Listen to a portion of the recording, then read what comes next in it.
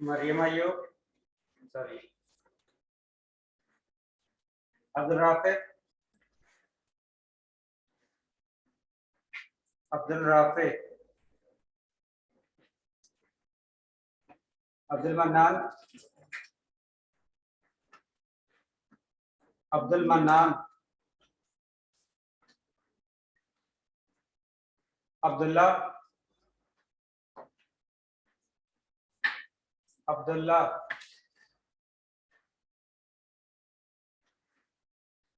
अदन,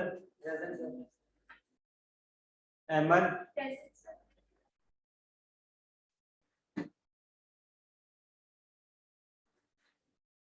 Affan, Present, sir. Ahmad,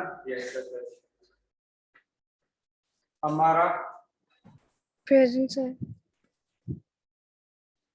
आमना, Amna Zahir, Anam,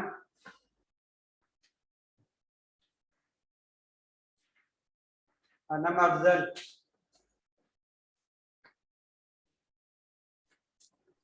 Areeba, Present, sir. Areej Nadeem, Present, sir. Areej Fatima, Present, sir. Ayesha Khan, Present, sir. Ayesha Shahzad, Aziz, Aziz Ahmad,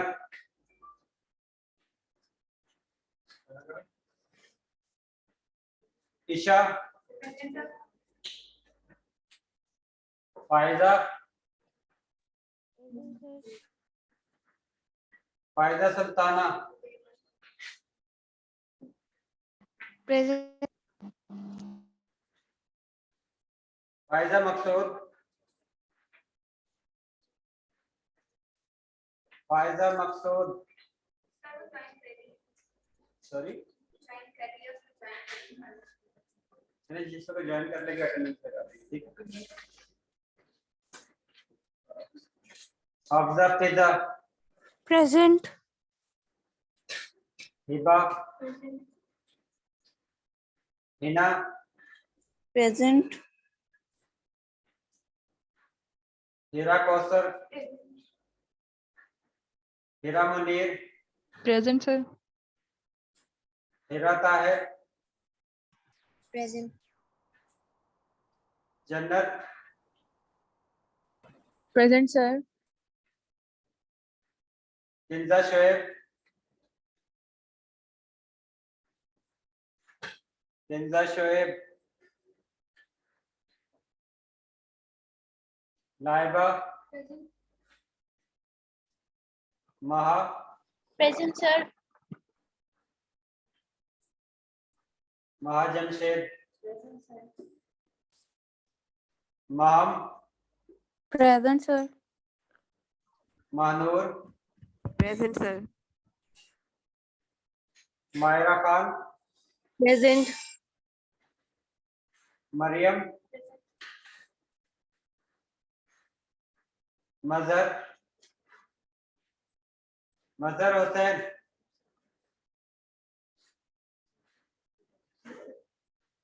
Mohammad गफरान,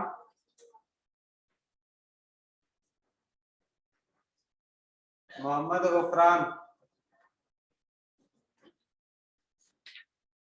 Mohammad Ehsan, ये sir, Mohammad Arsalan, Yes, sir.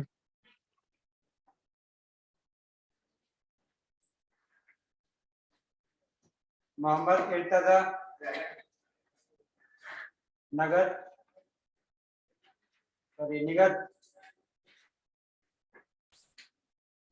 निगत Shaukat,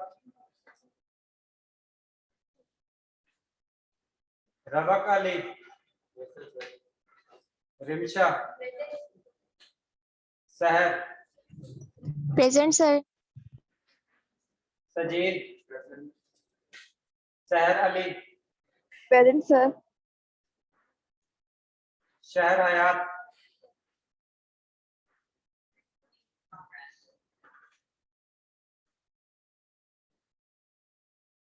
शहर हयात, Simra, Present, sir. Shoaib, Present. Tahreem, Usman, Usman,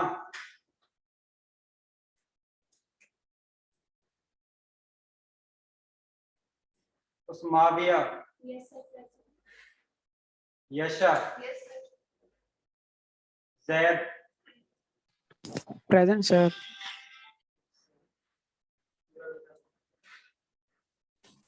Excuse me, sir. Faiza Maqsood is present. मैं नाम बोल देता हूँ जो इस सेक्शन में एब्सेंट है, अगर वो प्रेजेंट है तो अटेंडेंस लगवा सकते हैं। Mazhar Hussain, Abdul Rafe, Faiza Maqsood. Present sir, present, Abdul Mannan, Abdul Mannan, Abdullah, Amna Zahir, Amna Zahir, Anam Afzal, Anam Afzal, Aziz Ahmed, Aziz Ahmed, Faiza Maqsood, Present. Kinza Shaikh, Mazhar Hussain, present sir,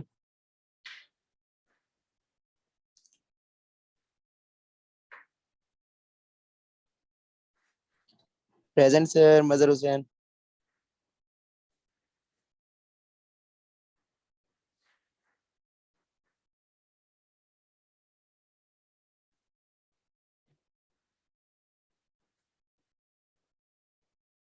Mohammad गफरान,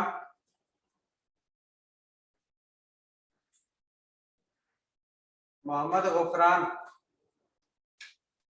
निगत Shaukat,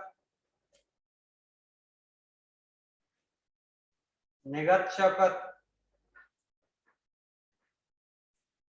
शहर हयात, Usman,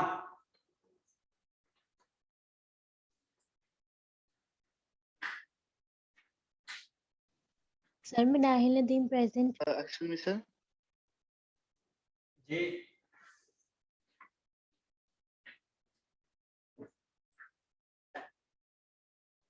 Excuse me, sir. Mohammad Ghufran है, मैं सर प्रेजेंट है। अब क्लास के लास्ट में अटेंडेंस होगी, सर वो थोड़ा सा अगर किसी की रह गई है तो वो क्लास के बाद अटेंडेंस लगवा सकता है। Faria, Faria Shafiq, Hamza Ayub, Minahil, present. Mohammad Haseeb, Yes, sir. रब नवाज, रब नवाज, रिदा, रिदा करीम, सुंबल, सुंबल शफीक, ताहिर, ताहिर अमीन,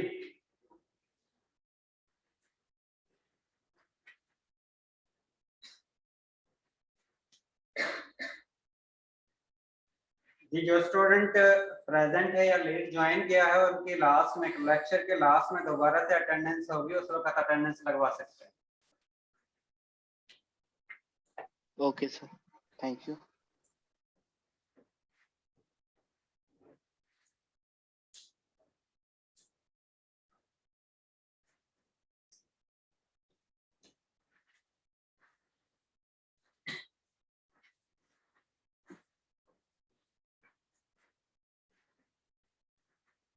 लास्ट टाइम मैंने आप लोगों को ये बताया था कि आप लोगों के मार्क्स के डिस्ट्रीब्यूशन किस तरह है और आप लोगों को क्विज़ेस कितने होने हैं और असाइनमेंट कितने होने हैं, और उसमें से बेस्ट कितने काउंट होंगे। इसके साथ कुछ हमने पढ़ा था,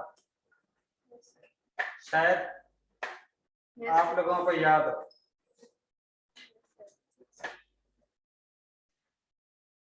इसके साथ आप लोगों की अटेंडेंस जो है वो 80% प्लस होनी चाहिए। अगर आप लोगों की अटेंडेंस इससे कम होगी तो उस कंडीशन में आप लोग शॉर्ट अटेंडेंस होंगे, और शॉर्ट अटेंडेंस का मतलब है कि आप लोगों का एसए ग्रेड आएगा और उस एसए ग्रेड का आप लोगों के सीजीपीए पर कोई अफेक्ट नहीं होता है, लेकिन वो कोर्स आप लोगों को दोबारा से पढ़ना पड़ता है। और आप लोगों की जो अटेंडेंस है वो आप लोगों को पता है कि ए पोर्टल पर होती है, यानी कि ऑनलाइन होती है। कि एक दफा जो अटेंडेंस होगी उसको हम चेंज नहीं कर सकते।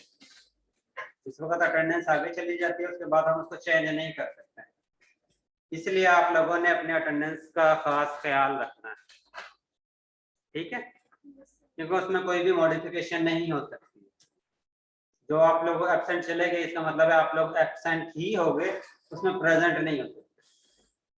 और ये लास्ट में जिस वक्त फाइनल पेपर होने वाला होता है उससे पहले ये काउंट की जाती है आप लोगों की परसेंटेज कि वो 80% प्लस है या 80% से लो है। अगर 80% से लो होती है तो उस कंडीशन में आप लोगों को शॉर्ट अटेंडेंस किया जाता है। और ये पीछे से भी इंस्ट्रक्शन आती है ईआरपी वालों की तरफ से, क्योंकि ये आप लोगों की अटेंडेंस जो है वहां पर पहुंच जाती है। जिस तरह आज आप लोगों की अटेंडेंस हुई है तो ये इसी वक्त लेक्चर के बाद वहां तक पहुंच जाएगी कि कौन सा स्टूडेंट इस क्लास में मौजूद था और कौन एब्सेंट था। इसलिए आप लोगों ने अपनी अटेंडेंस का भी खास ख्याल रखना है।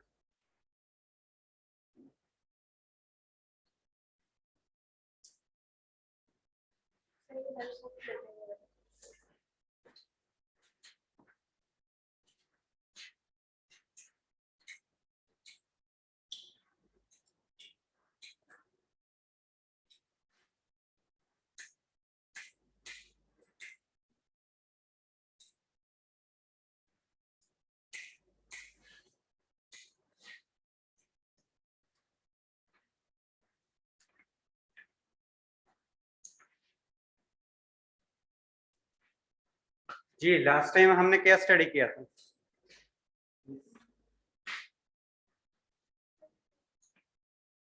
ऑनलाइन में अटेंडिंग किया था लास्ट टाइम क्लास में थी।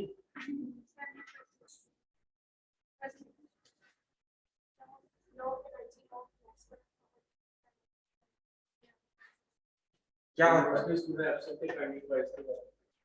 Information of mass and mass never be converted never be ना तो mass destroy होता है ना वो delete होता है, बस की shape change कर देता है from one form to another। और चलिए लास्ट टाइम जो हमने स्टडी किया था और जो आप लोगों को मैंने कुछ पॉइंट बताए थे वो मैं दोबारा से रिपीट कर देता हूँ। एक मैंने आप लोगों को ये बताया था कि आप लोगों के PC2 पढ़ने की रिक्वायरमेंट है, और रिक्वायरमेंट क्या है कि आप लोगों को PC1 जो है वो क्लियर होनी चाहिए। प्रिंसिपल ऑफ केमिस्ट्री 1 अगर आप लोगों को क्लियर है तो तभी आप लोग प्रिंसिपल ऑफ केमिस्ट्री 2 पढ़ सकते हैं। अगर आप लोगों के प्रिंसिपल ऑफ केमिस्ट्री 1 क्लियर नहीं होगी तो आप लोग प्रिंसिपल ऑफ केमिस्ट्री 2 नहीं पढ़ सकते, ठीक है। इसके साथ मैंने आप लोगों को ये बताया था कि आप लोगों का जो मार्क्स डिस्ट्रीब्यूशन है उसमें से आप लोगों के 15% आप लोगों के मार्क्स थे क्विज़ के, जिसमें से आप लोगों को 8 क्विज होते हैं। 8 क्विज में से बेस्ट 5 काउंट किए जाते हैं, और उस बेस्ट 5 क्विज़ की जो परसेंटेज है वो 15%। इसके साथ आप लोगों की 2 असाइनमेंट होती है और दोनों ही असाइनमेंट काउंट होती है, उसमें कोई चॉइस नहीं, और उसकी वेटेज जो है वो 5%। इसके साथ आप लोगों को एक मिड है जिसकी वेटेज 30% है, और एक फाइनल है जिसकी वेटेज जो है वो 50%। और लैब का ग्रेड और थ्योरी का ग्रेड आप लोगों का सेपरेट जाएगा। ये उनके लिए जो स्टूडेंट फ्रेश हैं, यानी कि S2020 या F2020 के जो स्टूडेंट हैं उनके लिए, उससे पहले वाले जो स्टूडेंट है उनका रिजल्ट जो है वो कंबाइन जाएगा। इसके साथ अगर आप लोगों की अटेंडेंस जो है वो 80% से लो होगी तो उस कंडीशन में आप लोगों का ऐसे ग्रेड होगा, और ऐसे ग्रेड से आप लोगों का CGPA पर कोई इफेक्ट नहीं होगा, लेकिन आप लोगों को कोर्स जो है वो दोबारा से पढ़ना पड़ेगा। ठीक है, इसके साथ कोर्स आउटलाइन की जो आप लोगों ने 1 बाय 1 स्टडी करनी है, और मेरी सिटिंग प्लेस जो है वो 3S32 हॉल में।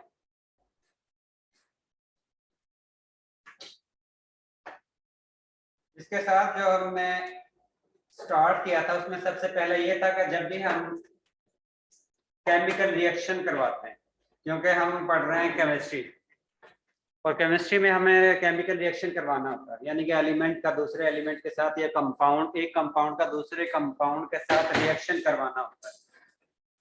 तो जिस वक्त रिएक्शन होता है तो उस दौरान हमें 2 चीज़ों का ख्याल रखना पड़ता है। अगर आप लोग उन 2 लॉज को फॉलो नहीं करोगे तो उस कंडीशन में आप लोगों की केमिकल इक्वेशन ठीक नहीं होगी, आप लोगों की केमिकल इक्वेशन को करेक्ट कंसीडर नहीं किया जाएगा। ठीक है, अब वो 2 लॉ क्या हैं? सबसे पहला है law of conservation of mass और दूसरा है law of conservation of energy.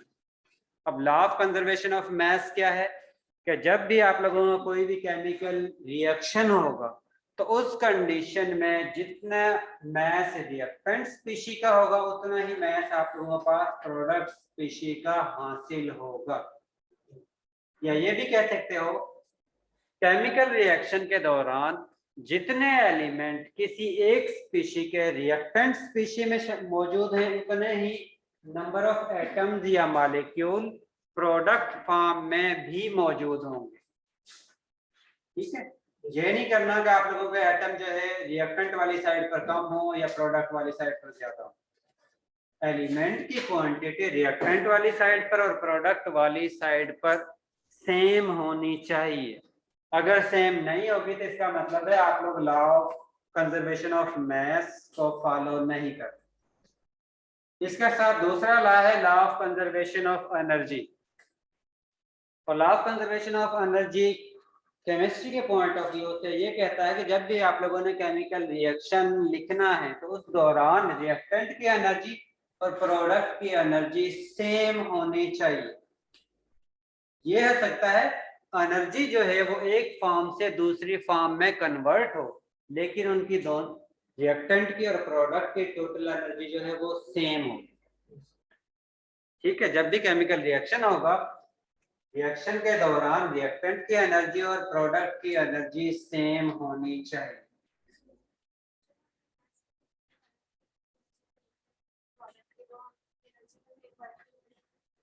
Sorry,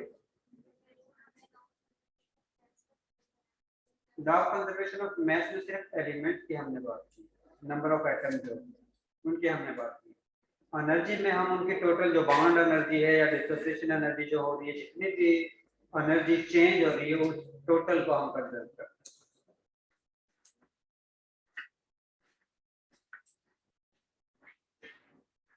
ये चीज क्लियर है?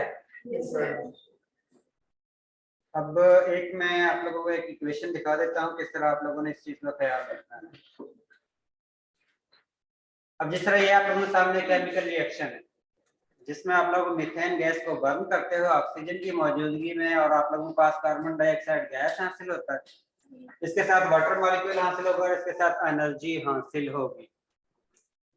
अगर आप लोग इस एनर्जी को प्रोडक्ट में नहीं लिखते तो इसका मतलब है कि आप लोग law of conservation of energy को फॉलो नहीं कर रहे, क्योंकि इस कंडीशन में इसकी एनर्जी जो है जिस वक्त रिएक्टेंट हो रहा है, रिएक्टेंट से प्रोडक्ट में कन्वर्ट होने के दौरान एनर्जी रिलीज हो रही है। इसका मतलब है कि रिएक्टेंट की एनर्जी ज्यादा है और प्रोडक्ट, ये जो प्रोडक्ट हमारे पास बन रहा है कार्बन डाइऑक्साइड गैस और वाटर मॉलिक्यूल, इसकी एनर्जी मीथेन प्लस ऑक्सीजन की एनर्जी से कम है। इसका मतलब है कि एनर्जी रिलीज हो रही है, और इस एनर्जी को अगर आप लोग नहीं लिखोगे, इसका मतलब है कि आप लोग law of conservation of energy को फॉलो नहीं करोगे, जिसके मुताबिक आप लोगों के पास टोटल जो प्रोडक्ट है वो ये टोटल पार्ट है इसका। अगर आप लोग इसे हाफ पार्ट को लिखते हो तो इसका मतलब है कि आप लोगों का ये प्रोडक्ट है, ये प्रोडक्ट हासिल नहीं हुआ। वाटर के साथ लिखा हुआ ये गैस फॉर्म, वेपर फॉर्म, ये डिपेंड करता है ना, ये एनर्जी जो है वो डिफरेंट होगी जिस वक्त ये वेपर फॉर्म में होगा या गैस फॉर्म में। ये भी आप लोगों ने इसमें स्टडी भी करना है फेज चेंज में, ठीक है। एनर्जी की वैल्यू याद तो नहीं करेंगे क्या मतलब?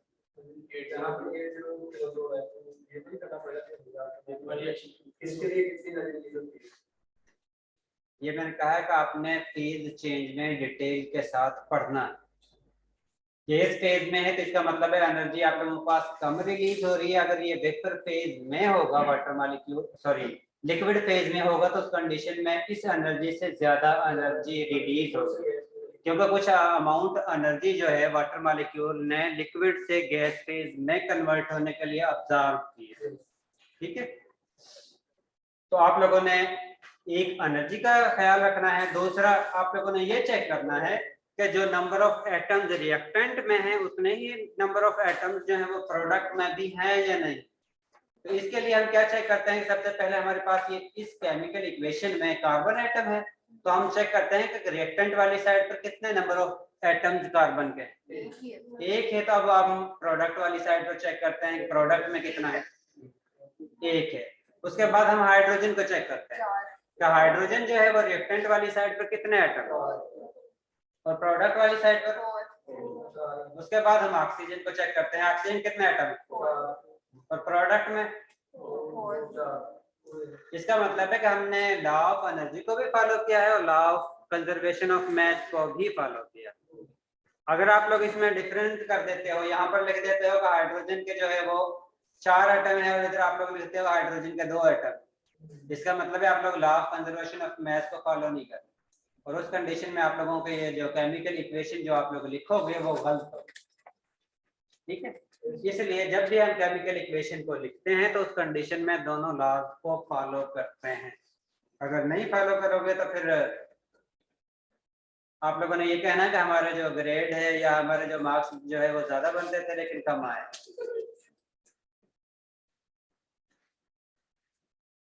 इसके बाद मैंने आप लोगों को बताया था कि हम केमिकल रिएक्शन को 2 तरह से स्टडी करते हैं, एक होता है थर्मोडायनामिक, दूसरा होता है केमिकल काइनेटिक्स, और ये दोनों ही केमिस्ट्री की सब ब्रांचेस हैं जिसमें हम केमिकल रिएक्शन के बारे में स्टडी करते हैं। अब इन दोनों ब्रांचेस में कुछ पॉइंट जो हैं वो डिफरेंट हैं, बता दी दोनों ही केमिकल रिएक्शन के बारे में है लेकिन दोनों में कुछ डिफरेंस है, इसी वजह से इसको हम डिफरेंट ब्रांच में डिवाइड करते हैं। अब वो डिफरेंस क्या है? थर्मोडायनामिक जो है हमें इनिशियल और फाइनल प्रोडक्ट की एनर्जी के बारे में इंफॉर्मेशन प्रोवाइड करते हैं, लेकिन केमिकल काइनेटिक्स इसके बारे में कोई इंफॉर्मेशन प्रोवाइड नहीं करती। थर्मोडायनामिक ये बताती है कि रिएक्शन फिजिबल है या नहीं, रिएक्शन होगा या नहीं होगा। केमिकल काइनेटिक्स इसके बारे में नहीं बताती रिएक्शन होगा या नहीं होगा, यानी कि अगर आप लोग रिएक्टेंट की एनर्जी और प्रोडक्ट की एनर्जी को कंपेयर करते हो तो उस कंडीशन में आप लोग आसानी से बता सकते हो कि आप लोगों का रिएक्शन होगा या नहीं होगा, और ये हमें थर्मोडायनामिक बताती है, केमिकल काइनेटिक्स इसके बारे में इंफॉर्मेशन प्रोवाइड नहीं करती। इसके साथ थर्मोडायनामिक जो है वो केमिकल रिएक्शन के मैकेनिज्म के बारे में नहीं बताती, वो ये नहीं बताती कि आप लोगों जो है कितने स्टेप में अपने घर से यहाँ तक पहुंचे हो यूनिवर्सिटी तक, लेकिन केमिकल काइनेटिक्स का ये अफेक्ट होता है कि केमिकल काइनेटिक्स केमिकल रिएक्शन के मैकेनिज्म के बारे में इंफॉर्मेशन प्रोवाइड करती है, यानी कि रिएक्शन कितने स्टेप में कंप्लीट हुआ है उसकी टोटल इंफॉर्मेशन जो है वो केमिकल काइनेटिक्स प्रोवाइड करती है। इसके साथ केमिकल काइनेटिक्स जो है वो ये भी बताती है कि कौन सा रिएक्शन स्पीड के साथ होगा, कौन सा स्टेप जो है वो स्लो होगा।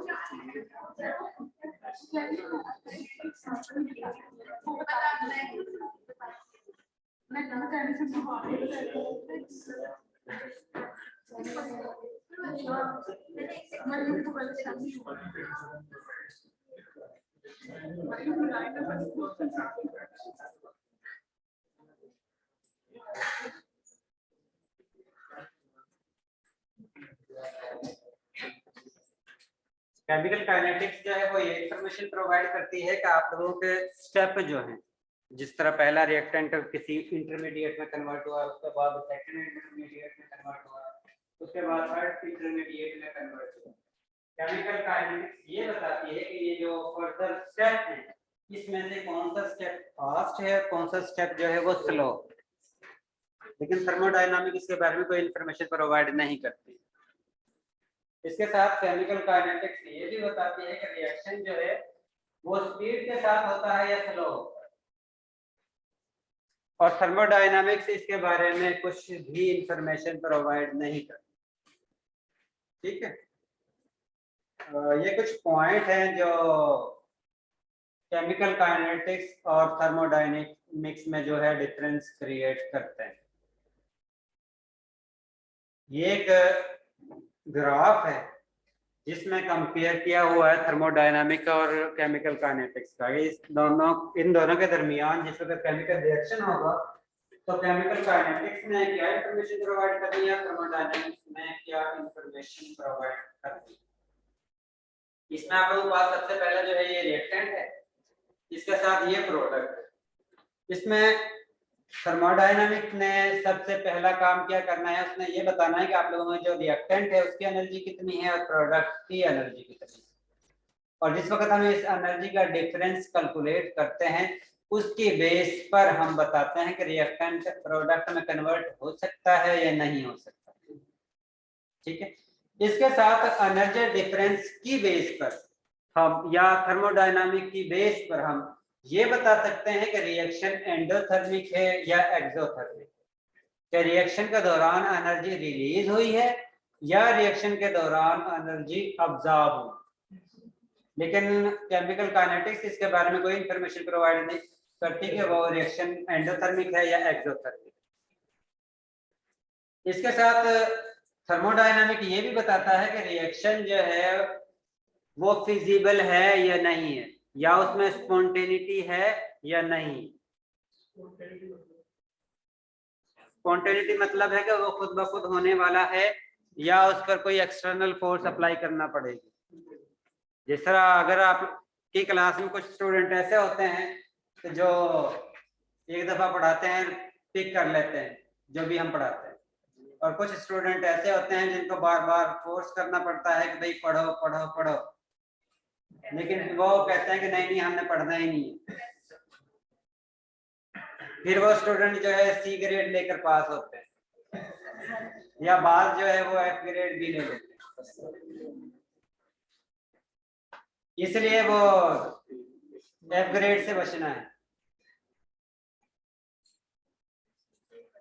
इसके साथ केमिकल काइनेटिक्स जो है वो रिएक्टेंट जिस वक्त रिएक्शन होता है उसके इंटरमीडिएट जो हासिल होंगे उसके बारे में भी इंफॉर्मेशन प्रोवाइड करती है, लेकिन थर्मोडायनामिक्स इसके बारे में कोई इंफॉर्मेशन प्रोवाइड नहीं करती। ये वाला जो रिएक्शन है वो सिंगल स्टेप शो किया हुआ है, और इस दौरान आप लोग ग्राफ से भी चेक कर सकते हो कि रिएक्टेंट की एनर्जी जो है, क्योंकि अलोंग एक्स एक्सिस जो है अलोंग वाई एक्सिस जो है वो एनर्जी इंक्रीज हो रही है, और जिस वक्त हम चेक करते हैं रिएक्टेंट की एनर्जी और प्रोडक्ट की एनर्जी को, तो रिएक्टेंट की एनर्जी जो है वो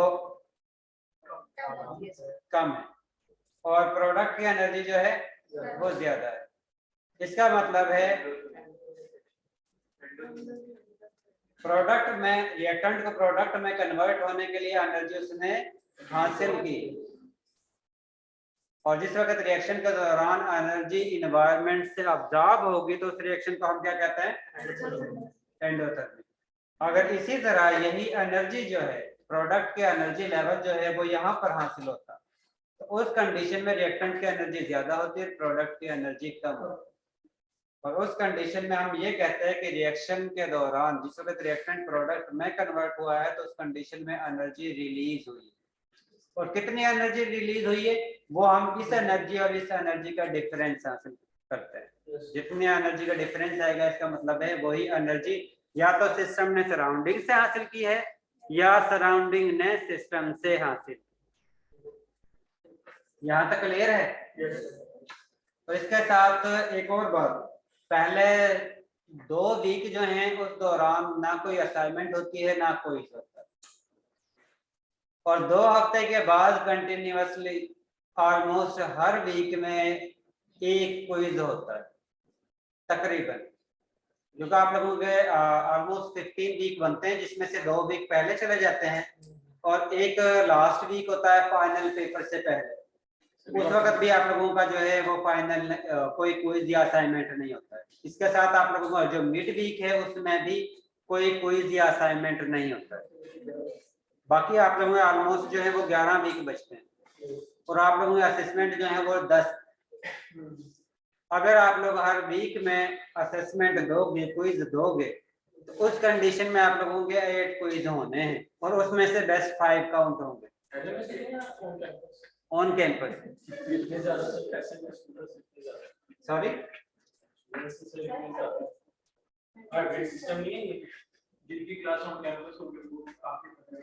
असल में ये है कि अभी कोशिश कर रहे हैं कि आप लोगों का क्लास की स्ट्रेंथ का पता चल जाए टोटल, यानी कि 2 सेमेस्टर जो सेक्शन है उसमें टोटल स्ट्रेंथ कितनी है। अगर हो सका तो 3 सेक्शन बना देंगे और टोटल क्लासेस का ऑन कैंपस क्लास कर देंगे।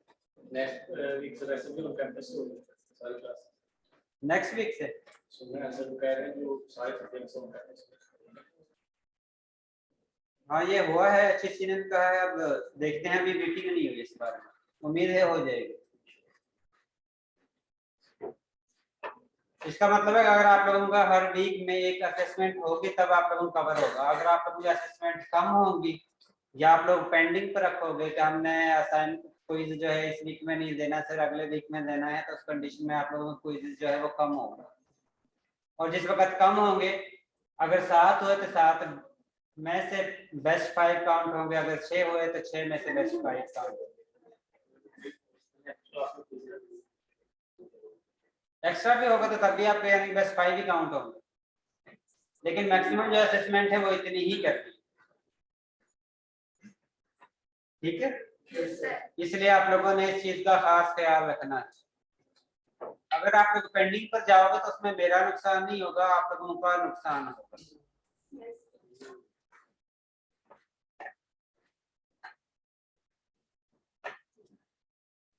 इसके बाद नेक्स्ट है कि आप लोगों के पास सिस्टम किसको कहते हैं, सराउंडिंग क्या चीज है, और बाउंड्री क्या है, ओपन सिस्टम क्या है, क्लोज सिस्टम क्या है, आइसोलेटेड सिस्टम क्या है। जी, सिस्टम किसको कहते हैं?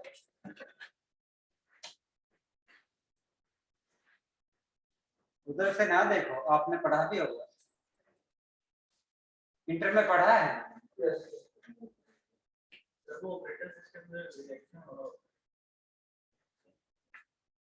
इसको हम इस तरह डिफाइन कर सकते हैं, हर वो चीज जो अंडर स्टडी होती है, जो ऑब्जर्वेशन में होती है, उसको हम सिस्टम कहते हैं। अब जिस तरह आप लोग मेरे सामने बैठे हो और मेरी ऑब्जर्वेशन में हो, इसका मतलब है कि ये वाला जो पोर्शन है वो टोटल सिस्टम है। ठीक है, और वो वाले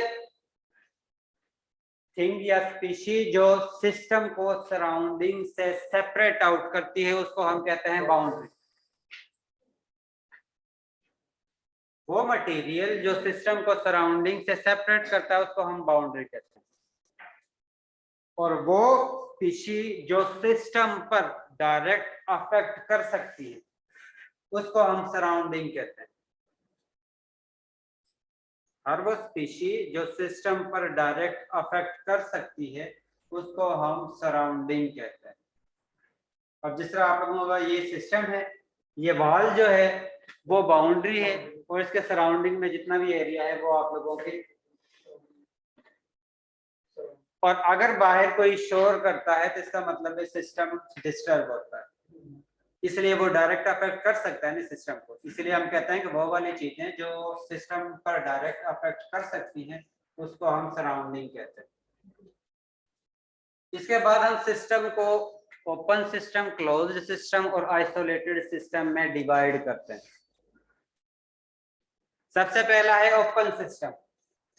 ओपन सिस्टम ऐसा होता है जिसमें हीट और एनर्जी सिस्टम से सराउंडिंग में और सराउंडिंग से सिस्टम में इंटर हो सकती है, एक्सचेंज हो सकती है, उसको हम कहते हैं ओपन सिस्टम। जिस तरह आप लोगों का सिस्टम जो है, आप लोग क्लास में बैठे हो, ये आप लोगों का सिस्टम है और सराउंडिंग बाहर वाला और बाउंड्री जो है वो वॉल। अगर आप लोगों को ये कहा जाए कि आप लोगों को ओपन सिस्टम है, ओपन सिस्टम का मतलब है क्लास खत्म हो गई है, जिस वक्त क्लास खत्म होती है वो आप लोगों को ओपन सिस्टम होता है, और उस ओपन सिस्टम के दौरान आप लोगों की आवाज जो एनर्जी है, और आप लोग खुद सिस्टम से यानी कि क्लासरूम से बाहर जाते हो और बाहर से अंदर आ सकते हो। ऐसा सिस्टम जिसमें मटेरियल, सॉलिड मटेरियल जो है वो और एनर्जी सिस्टम से सराउंडिंग में और सराउंडिंग से सिस्टम में एक्सचेंज हो सकता है, जा सकता है, तो उसको हम ओपन सिस्टम कहते हैं। क्या आप लोगों की आवाज जो है वो भी इस सिस्टम से क्लासरूम से बाहर जाती है और आप लोग खुद भी क्लासरूम से बाहर जाते हो, तो उसको हम ओपन सिस्टम कहते हैं। और क्लोज सिस्टम ऐसा होता है जिसमें जस्ट आप लोगों की एनर्जी जो है वो इस क्लासरूम से बाहर जाए, लेकिन आप लोग खुद क्लासरूम से बाहर ना जाओ, तो इस सिस्टम को हम क्लोज सिस्टम कहते हैं। यानी कि ऐसा सिस्टम जिसमें एनर्जी सिस्टम से सराउंडिंग में या सराउंडिंग से सिस्टम में एक्सचेंज हो सकती है, लेकिन मैटर जो है वो सिस्टम से सराउंडिंग में या सराउंडिंग से सिस्टम में नहीं जाता, उसको हम क्लोज्ड सिस्टम कहते हैं। इसके बाद थर्ड सिस्टम है आइसोलेटेड सिस्टम। आइसोलेटेड सिस्टम ऐसा होता है जिसमें ना ही एनर्जी सिस्टम से सराउंडिंग में जा सकती है और ना ही मैटर जो है वो सिस्टम से सराउंडिंग में जा सकता है। यानी कोई भी, ना ही एनर्जी सिस्टम से सराउंडिंग में जा सकती है, ना ही मैटर जो है वो सिस्टम से सराउंडिंग में जा सकती है। और ये वो वाला सिस्टम होता है जिस वक्त टीचर काफी सख्ती के साथ स्टूडेंट को क्लास में बिठाता है, जिस दौरान स्टूडेंट जो है बिल्कुल खामोशी के साथ क्लास को अटेंड करते हैं।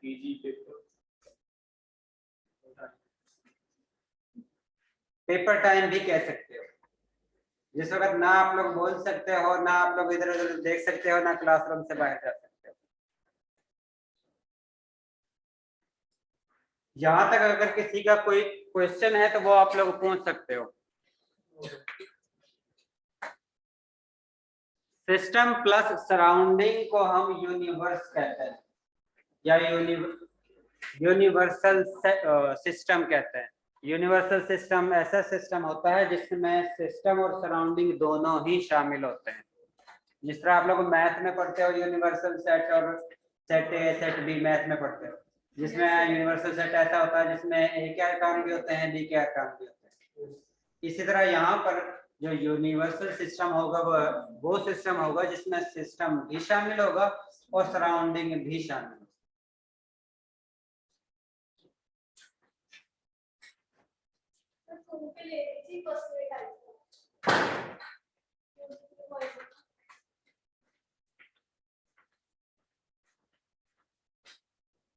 ज्योति की बस लेट आई है।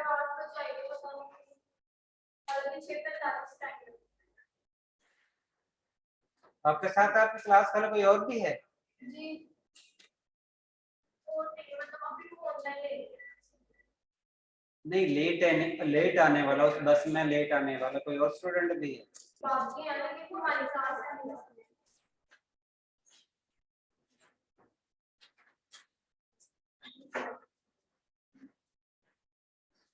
स्टेट फंक्शन उस सिस्टम को कहते हैं जो सिर्फ प्रेजेंट और फाइनल पोजीशन पर डिपेंड करता है, उसके पाथ पर डिपेंड नहीं करता।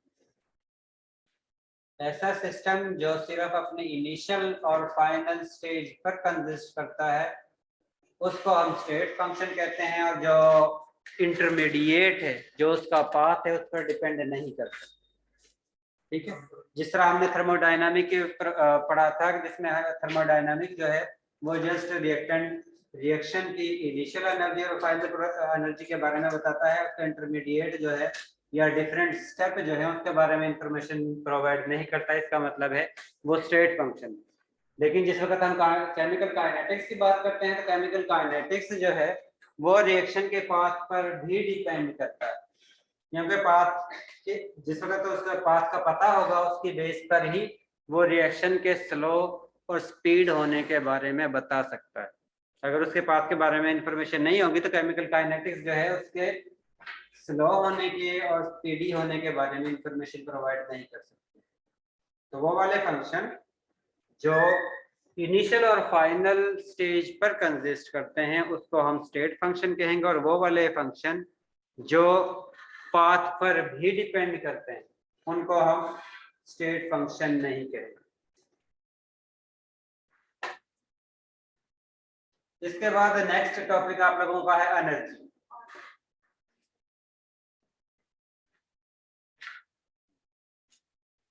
एनर्जी हम उस कैपेसिटी को कहते हैं जो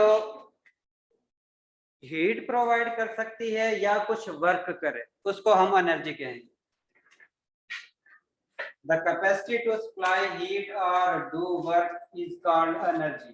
जो हीट प्रोवाइड कर सकती है या वर्क कर सकती है उसको हम एनर्जी कहेंगे।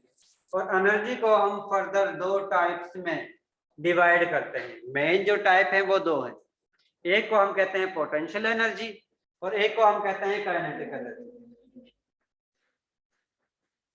अगर किसी स्पीशी के अंदर मोशन की वजह से, हरकत की वजह से जो एनर्जी होगी उसको हम कहेंगे काइनेटिक एनर्जी, और वो एनर्जी जो किसी स्पीशी के अंदर पोजीशन की वजह से एनर्जी स्टोर होगी उसको हम कहेंगे पोटेंशियल एनर्जी। एनर्जी की मेन दो ही टाइप है, इसके अलावा बाकी फर्दर टाइप्स जो हैं वो इसमें से पोटेंशियल एनर्जी और काइनेटिक एनर्जी में से डिराइव की। ठीक है, या ये भी कह सकते हो फर्दर टाइप्स जो एनर्जी की हैं वो काइनेटिक एनर्जी और पोटेंशियल एनर्जी की sub division. Kinetic energy calculate करने के लिए जो आप लोग इक्वेशन फॉलो करते हो वो हाफ mv स्क्वायर है। Kinetic energy is equal to half mv square. और पोटेंशियल एनर्जी कैलकुलेट करने के लिए जो इक्वेशन आप लोग फॉलो करते हो वो mgh। ठीक है, kinetic energy is equal to half mv square और potential energy is equal to mgh। और एनर्जी का यूनिट जो है वो जाउल है, और जाउल किसके इक्वल होता है? जाउल के इक्वल होता है।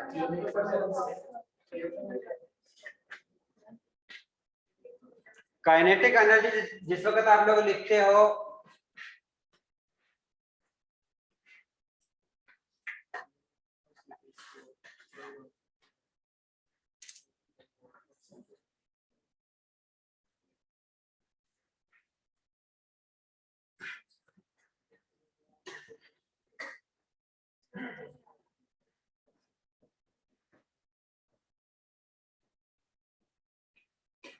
नजर आ रहा है सबको?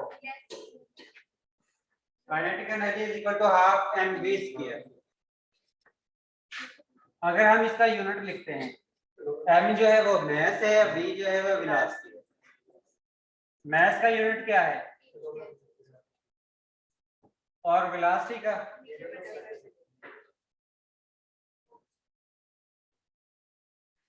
इसको जिस वक्त हम कैलकुलेट करेंगे तो हमारे पास आता है किलोग्राम मीटर स्क्वायर पर सेकंड स्क्वायर, और ये इक्वल होता है जाउल पे।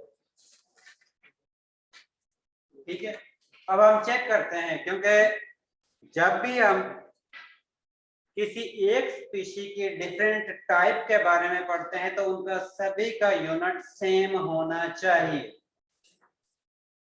उसी वक्त हमें इंडिकेशन होती है कि ये चीज सेम, ठीक है, बस जस्ट उनका नाम जो है वो डिफरेंट रखा हुआ है। अब इसी तरह हम चेक करते हैं कि पोटेंशियल एनर्जी जो है उसका यूनिट भी यही है या नहीं। पोटेंशियल एनर्जी की जो इक्वेशन है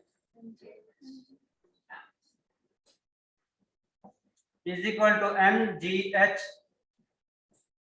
मीटर, सॉरी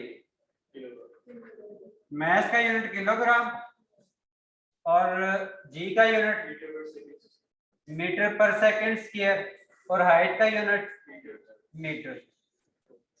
और इसके जिस वक्त हम कैलकुलेट करते हैं तो हमारे पास आता है किलोग्राम मीटर स्क्वायर पर सेकंड स्क्वायर, जो कि इक्वल है जूल। इसका मतलब है कि हम ये कह सकते हैं एनर्जी का यूनिट, पोटेंशियल एनर्जी का यूनिट और काइनेटिक एनर्जी का यूनिट सेम है, जिसकी बेस पर हम ये कह सकते हैं ये एनर्जी या काइनेटिक एनर्जी या पोटेंशियल एनर्जी जो है वो सेम थिंग है, जस्ट उनको डिफरेंशिएट करने के लिए उनका नाम डिफरेंट रखा हुआ। ठीक है, जिस तरह आप लोगों का डिफरेंट नाम है लेकिन आप लोग स्टूडेंट PC2 पे हो, इसी तरह एनर्जी के पोटेंशियल एनर्जी और काइनेटिक एनर्जी सब डिवीजन है, और वो डिवीजन जो है एक को हम मोशन की वजह से डिफाइन करते हैं और एक को हम करते हैं पोजीशन की वजह से, लेकिन दोनों का यूनिट जो है वो सेम है। और दोनों को कैलकुलेट करने के लिए जो हम मैथमेटिकल इक्वेशन फॉलो करते हैं वो डिफरेंट, और जो चीज हासिल होगी वो सेम है। ठीक है, ये चीज क्लियर है? जो ऑनलाइन स्टूडेंट बैठे हुए हैं उनको भी ये चीज क्लियर है या नहीं है? इसमें अगर कोई जी सर। question yes sir. इसके बाद अगर हम जाउल को, एनर्जी का यूनिट जो जाउल है उसको कंपेयर करते हैं कैलोरी से, तो उस कंडीशन में 1 कैलोरी इक्वल होता है 4.184 जाउल के। और अगर हम जी सॉरी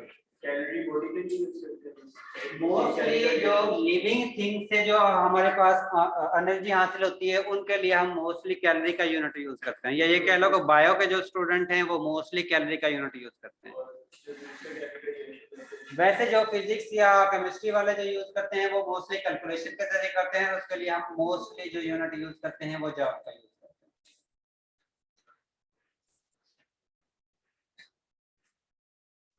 1 स्मॉल c से जो कैलोरी है वो इक्वल होता है 4.184 जाउल के, और 1 कैपिटल C से जो कैलोरी है वो इक्वल होता है 1000 स्मॉल c से जो कैलोरी है उसके, और वो इक्वल होता है 1 किलो कैलोरी के।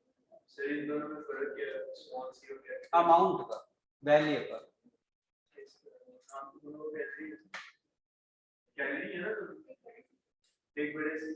इंडिकेशन है, इंडिकेशन डिफरेंट है। देखें हर जगह पर आप लोग स्मॉल अमाउंट में एनर्जी को कैलकुलेट नहीं करते हो, किसी जगह पर हम लार्ज अमाउंट में भी कैलकुलेट करते हैं। अगर आप लोग स्मॉल अमाउंट में यूज करोगे तो उस कंडीशन में आप लोगों के लिए टफ टाइम होता है, यानी कि बहुत ज्यादा कैलकुलेशन करनी पड़ती है। तो उस कंडीशन में फिर हम मोस्टली इसका जो बड़ा यूनिट होता है उसको हम यूज करते हैं ताकि हमें कैलकुलेशन जो है वो जल्दी से हासिल हो जाए। दोनों ही लिविंग थिंग के लिए इस्तेमाल होती है। अब जिस तरह आप लोग लैब स्केल पे जिस वक्त कैलकुलेशन करते हो वो बहुत ही माइन्यूट क्वांटिटी होती है, और उस कंडीशन में जो अमाउंट आप लोग यूज करते हो वो सिर्फ ग्राम में होती है या मिलीग्राम में होती है। अगर आप लोग इंडस्ट्री में जाते हो तो वहां पर इतनी अमाउंट यूज नहीं करते, वहां पर टन के हिसाब से एनर्जी को या सब्सटेंस को यूज करते हैं। तो उस कंडीशन में अगर आप लोग ग्राम के लिहाज से कैलकुलेशन करने बैठ जाते हो तो वो कैलकुलेशन जो है आप लोगों में कितने दिनों में यानी जाकर कंप्लीट होती है, इसलिए हम उसका बड़ा यूनिट जो है वो यूज करके फिर उसकी कैलकुलेशन करते हैं।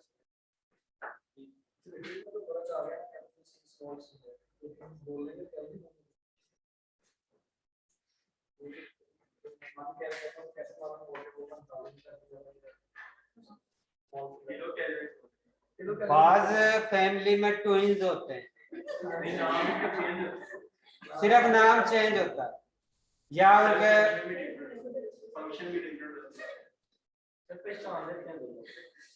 पहचान लेते हो? तो यहाँ पर भी आप लोग पहचान लोगे ना जो लिखा हुआ है। अगर मैं बात करूं तो कैसे मालूम होगा सही क्लास में जब भी आप लोगों को लिखा आएगा वो ये इंडिकेशन होगी जो रिटर्न में होगी।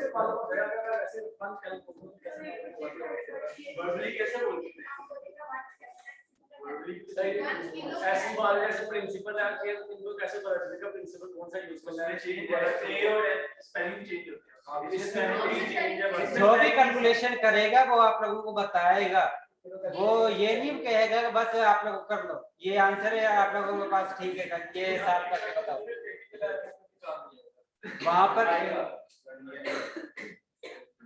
इसके बाद नेक्स्ट है कि एनर्जी जो है वो एक फॉर्म से दूसरी फॉर्म में कन्वर्ट होती है और किस तरह कन्वर्ट होती है इसकी एक एग्जांपल जिसमें लिखा हुआ है कि जिस वक्त डैम क्योंकि आप लोगों के पास काफी हाइटेड में होता है तो उस कंडीशन में वाटर के अंदर जो एनर्जी मौजूद होती है उसको हम पोटेंशियल एनर्जी कहते हैं। लेकिन जिस वक्त स्पेसिफिक हाइट से वाटर फॉल करता है तो उस कंडीशन में उसकी एनर्जी एक फॉर्म से दूसरी फॉर्म में कन्वर्ट होती है। उसकी टोटल एनर्जी सेम ही रहेगी लेकिन एनर्जी जो है वो एक फॉर्म से दूसरी फॉर्म में कन्वर्ट हो।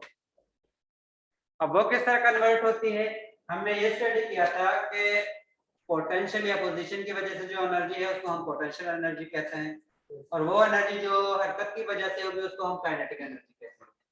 जिस वक्त ये इस पोजीशन में है, मैक्सिमम पोजीशन में है, जिस वक्त वाटर ने फॉल करना स्टार्ट नहीं किया तो उस कंडीशन में उसकी टोटल एनर्जी जो है वो पोटेंशियल एनर्जी।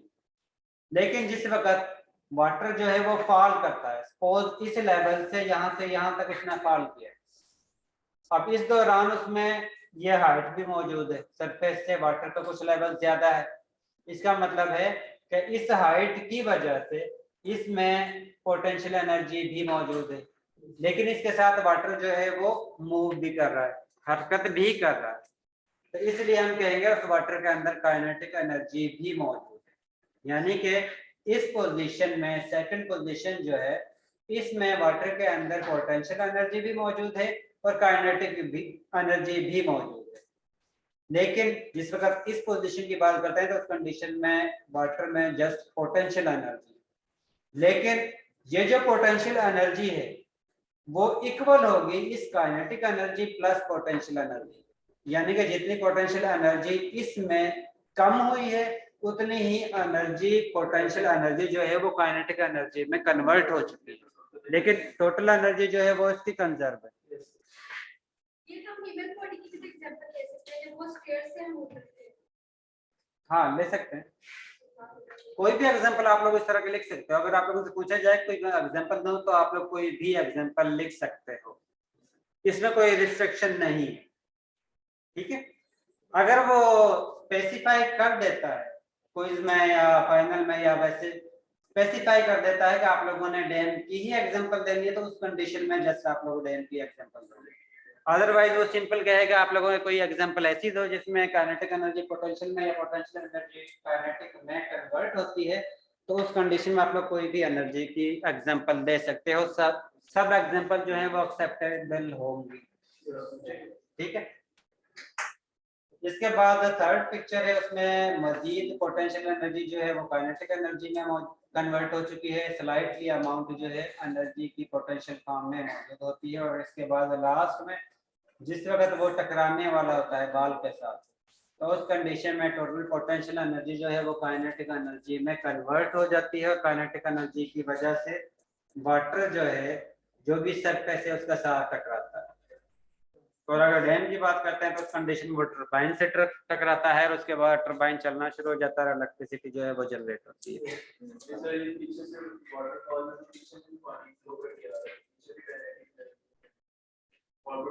वाटरफॉल में सुन ले मेरी बात, सुन ले पहले। जो डैम हम बनाते हैं पहले उसमें वाटर को स्टोर करते हैं यानी कि रोक लेते हैं, तो जिस वक्त वो रुक गया है इसका मतलब है वहां पर वो मूवमेंट शो नहीं कर रहा और वहां पर जितनी भी एनर्जी है वो पोटेंशियल एनर्जी। वो ये नहीं होता कि वाटरफॉल में से यानी कि पानी आता जा रहा है नीचे गिरता जा रहा है, वो उसको स्टोर करते हैं उसके बाद फॉल करवाते हैं।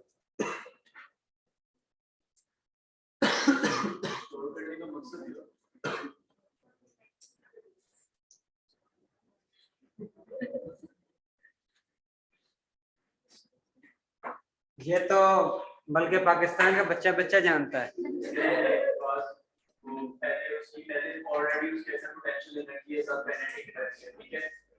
एनर्जी में फॉर्म से दूसरी फॉर्म के अंदर कन्वर्ट हो सकती है, ठीक है। तो उसी एनर्जी को यूज करके इलेक्ट्रिसिटी वो एनर्जी कम होती है, स्पेसिफिकली उसको स्कोप क्यों करना है? वो एनर्जी अगर डायरेक्ट आती है तो उसकी एनर्जी कम होती है, वो जस्ट थोड़ी सी एनर्जी काइनेटिक एनर्जी में कन्वर्ट होती है, उसका काइनेटिक एनर्जी का हमें फायदा नहीं।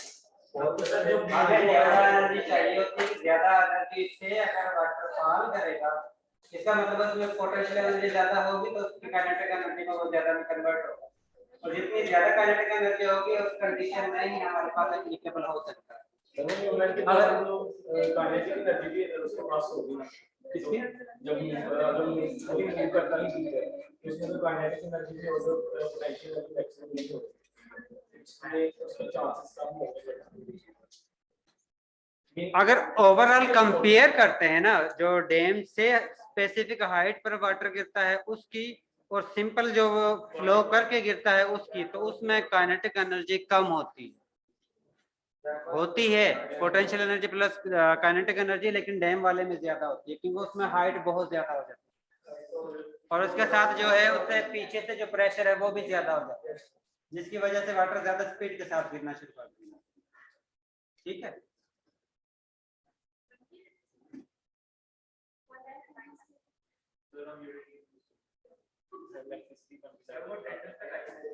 अटेंडेंस का टाइम हो गया।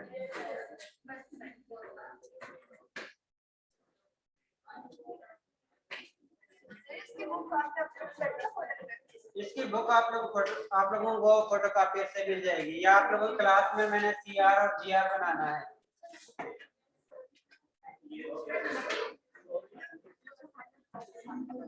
लास्ट टाइम किसी भर में सीआर कौन था आपकी क्लास में, और जीआर?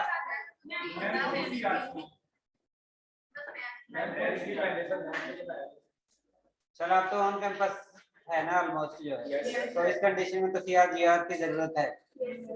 तो सीआर अब्दुल्ला, तो इस पर किसी को कोई ऑब्जेक्शन तो नहीं है? और जीआर आपकी क्लास में जरूरत होती है?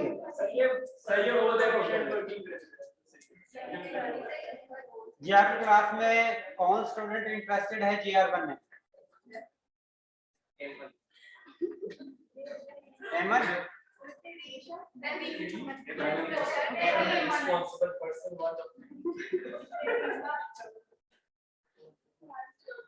चलो वोटिंग कर लेते हैं, तहरीन में से एमन में से कौन, किसकी वोटिंग ज्यादा होती है?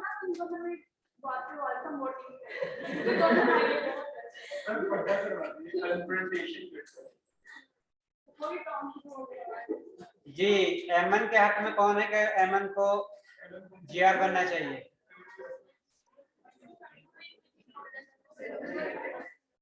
और तहरीम के हक में कौन है तहरीम को? ये एमन का वोट ज्यादा है तो इसलिए एमन जो है आपकी क्लास से GR.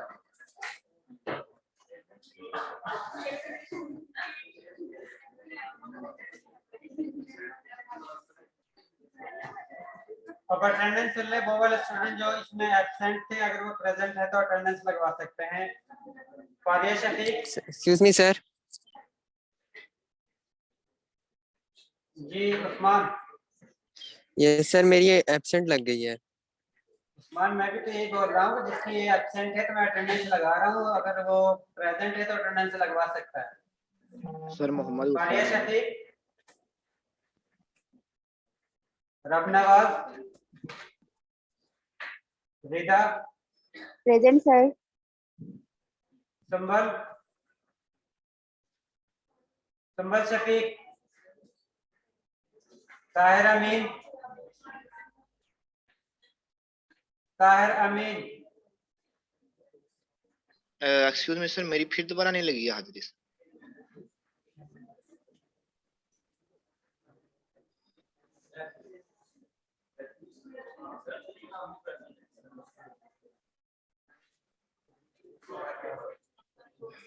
Mohammad Ghufran, present sir.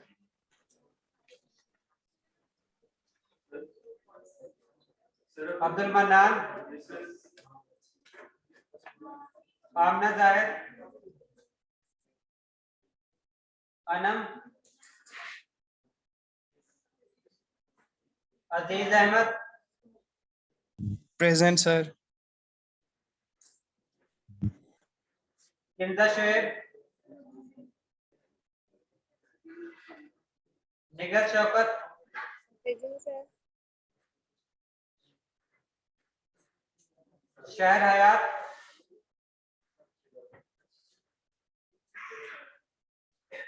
शहर हयात,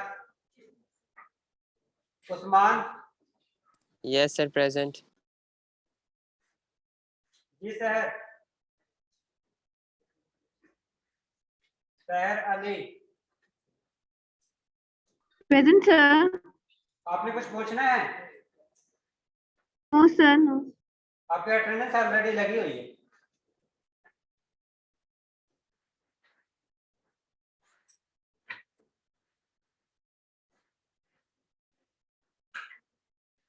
ये जो अभी हमने स्टडी किया है इसमें से एक दफा रिवीजन करना है, अगर पॉइंट क्लियर नहीं है तो वो आप लोग पूछ सकते हैं।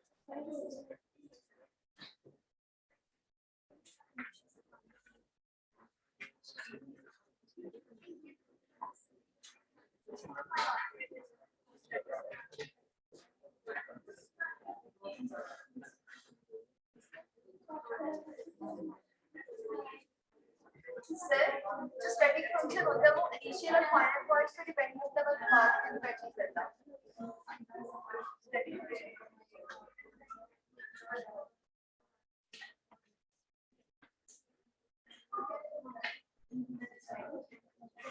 ये स्टैटिक फंक्शन दोबारा एक्सप्लेन कर देंगे।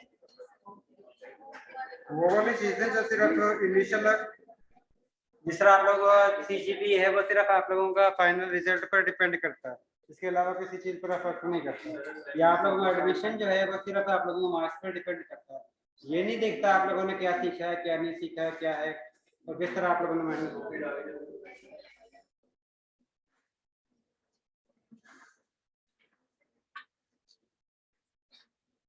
और ये जो आप लोगों का एमकेट का टेस्ट होता है वो ये चीज चेक करता है। नो सर, बिल्कुल भी नहीं।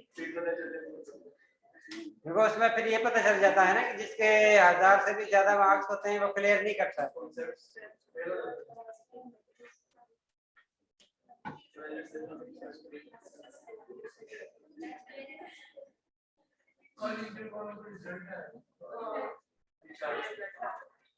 क्या हुआ? आ गया है? कैसा है? सर इतने नंबर लिए बच्चों ने।